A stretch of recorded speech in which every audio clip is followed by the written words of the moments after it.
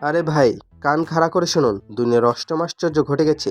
আমরা এতদিন জানতাম ফিফা চালায় জিয়ান্নি ইনফান্তিনো, সুইজারল্যান্ড থেকে ফুটবল নিয়ন্ত্রণ হয়।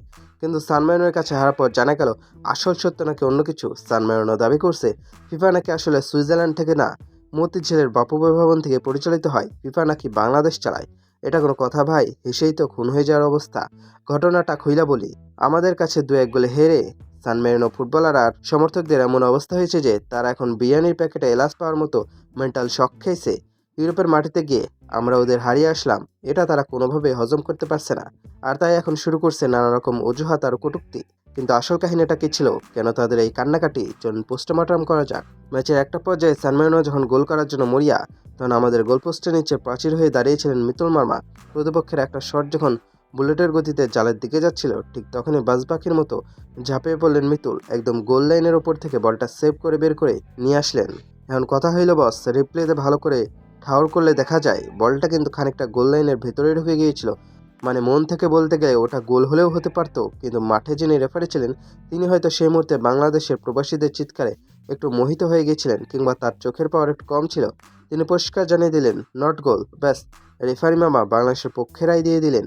এখন ক্রিকেটে যেমন আম্পায়ার আউট না দিলে ব্যাটসম্যান ক্রিজ ছেড়ে না, ফুটবলেও তো রেফারির বাসি শেষ কথা। রেফারি যখন গোল দেয়নি, তখন আমরা কেন সান মারিনোকে গোল উপহার দিতে যাব শুনি? আমরা কি সেখানে চ্যারিটি করতে গিয়েছি নাকি? কিন্তু এই এক সিদ্ধান্তের চক্করে সান মারিনো প্লেয়ারদের তো কলিজা ফেটে যাচ্ছে। ম্যাচ শেষে তারা এমনভাবে কান্নাকাটি শুরু করলো যেন রেফারিকে বাংলাদেশ থেকে ইলিশ মাছ ঘুষ পাঠানো হয়েছিল। তারা সরাসরি বলে দিল ফিফা নাকি বাংলাদেশের পকেটে থাকে। আরে ভাই, সান মারিনো একটু লজিক খাটান। বাংলাদেশ ক্রিকেট বোর্ড যেখানে আম্পায়ারের সিদ্ধান্তের বিরুদ্ধে রিভিউ নিতে নিতে নিজেদের চুল ছিঁড়ে ফেলে, সেখানে আমরা ফুটবল রেফারিকে কিনে ফেলবো? এত টাকা আমাদের ফুটবলে থাকলে তো ফুটবলাররা চার্টার্ড ফ্লাইটে করে ইউরোপে যেত। আমাদের গোল্ডেন টেকনোলজি নাই, ভিআর দেখার মতো কড়াকড়ি ছিল না, সেটা তো আমাদের দোষ না ভাই। এটাকে বলে লাক বা ভাগ্যের জোর। আর তাছাড়া তোমরা 90 মিনিট ধরে মাঠের ভেতর আমাদের ডিফেন্স ভাঙতে পারলে না, তবু বর্মনের জোড়া হেডে কোনো জবাব দিতে পারলে না। আর এখন একটা গোল লাইনের সেভ নিয়ে কান্নাকাটি করছো। ফুটবল খেলতে এসেছো নাকি পাড়ার মোড়ে মার্বেল খেলতে এসেছো?